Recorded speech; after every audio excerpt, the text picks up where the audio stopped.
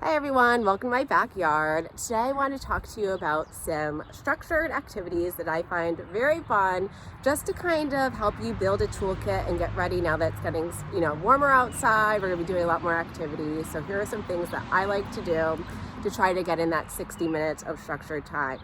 So 60 minutes of unstructured time, I just want to touch upon that for a second. That's kind of easy to get, right? Because we usually do an hour of free play outdoors daily, so morning and usually in the afternoon. So that's usually pretty easy, but there's times where it's not so nice weather outside, where it gets a little bit more difficult and we need to kind of think outside the box. So that's where this comes in.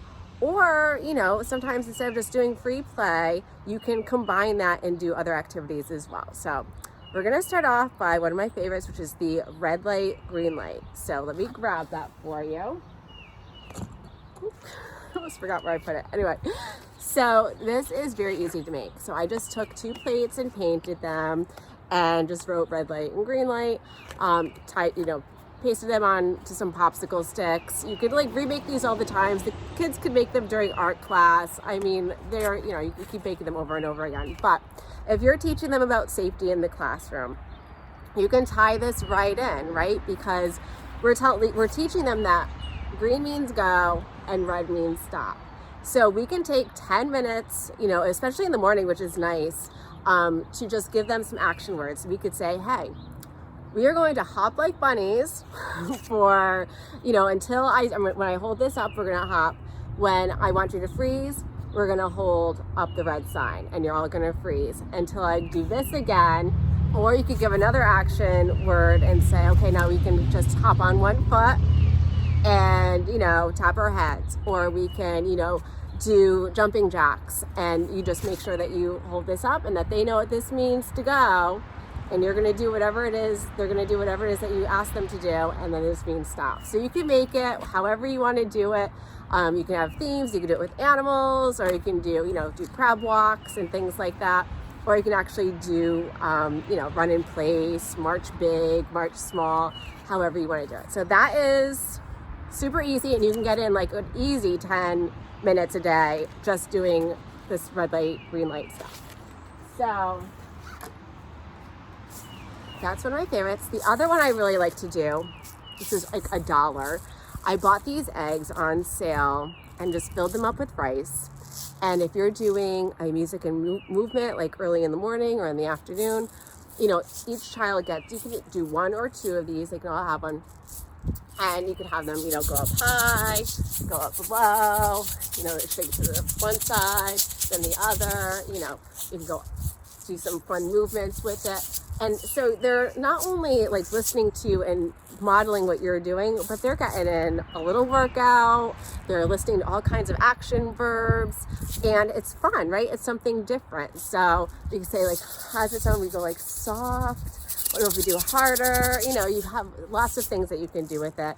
You can run with it. I mean, I could do this stuff all day. I have so much fun, but just make sure that you collect them when they're done, because these are filled with rice. Everyone always has that child that's going to pull it apart and rice is going everywhere. So I suggest that these be a supervised activity and then just collect them when you're done. So, but super inexpensive, lots of fun. Another thing that's great, so I did a little seminar about moving and learning, and the teachers had this amazing idea, and I absolutely just loved it, where they all had buckets and they had their bubbles. So again, this is a super inexpensive activity, maybe $2 or $3, and one person would do the bubbles and they'd pretend to have the kids catch the bubbles.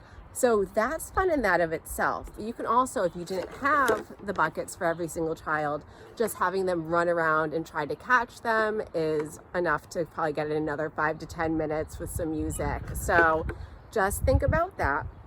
The buckets are also a great idea when you want to do a tossing station. So I'm a big fan of the gross motor stations. You can set these up outside where you can get a bucket or even a laundry basket, and you can toss different things in it. So I have, these really super soft balls that you can buy again for $1 or $2, and they can throw in.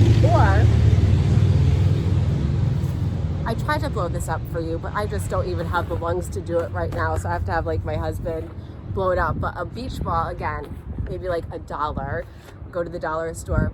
They can throw this into a laundry basket. So whatever age group you're working with, and depending on their skill set, that's the station that you set up for their gross motor. And again, give them a couple minutes at each station. You can have a tossing station.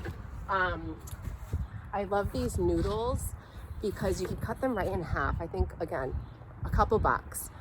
Cut them in half, and you can use this as something that they can practice their swinging with. So they can either try to hit the beach ball if it's, they need a bigger target. If they're at the age, usually preschool, where they can do a smaller target, you can use a smaller ball. Or you can, I love the idea of like getting a stocking, and you can put a ball in there, a nice soft ball, and hang it from a tree branch, and you can set up the station that way, and they just keep practicing their swing. So they're getting in their movement. That has to be supervised though. Obviously all these activities are supervised because you don't ever want to leave anything hanging from a tree. I'm always like thinking of safety, but it's a really good activity to just get them moving, keep them engaged, and they're practicing their gross motor skills. These noodles are also good for doing limbo. So you want to put on the music, and you can hold it out, and you can have them go under it, or you can hold it down and have them go over it. You can like try it different times, change it up a little bit and say what they're doing. So you're going to say, under, over. So they're learning those words, but they're also having a good time, and they're getting in those activity minutes. So just kind of thinking of things in a different way are super, super helpful. And then my last thing that I'm going to show you is the parachute. So the parachute, if you don't have one, that's fine. I got this on Amazon. I don't think it was very expensive, but you can use a sheet too. It doesn't have to be this. And what's good about this is, again, it's something different. You could put on music with it. I know YouTube and iTunes has music, or you can go on Amazon and buy like a CD or something. But you can do, again, fast, go high, low, you can go under, you can sit on it and go over. I like the Choosy song. I don't know if you've all heard of it, where it's called like stirring the soup. So you can get little props from around your house. I know a lot of us have like the play foods, and you can have them hold it and toss in and make like a big soup, and they can stir it by like turning it, going around, and just using your imagination. Your creativity goes a long way. But they're doing this, you can row the boat. So these are just some ideas. And I could go and I could probably try to show you, some of these in action, but give it a try, because after just those activities that I showed you, that could possibly be an hour of structured activity. So I hope this was helpful. If you have any ideas, please share them, because we can all use them. Have a wonderful day.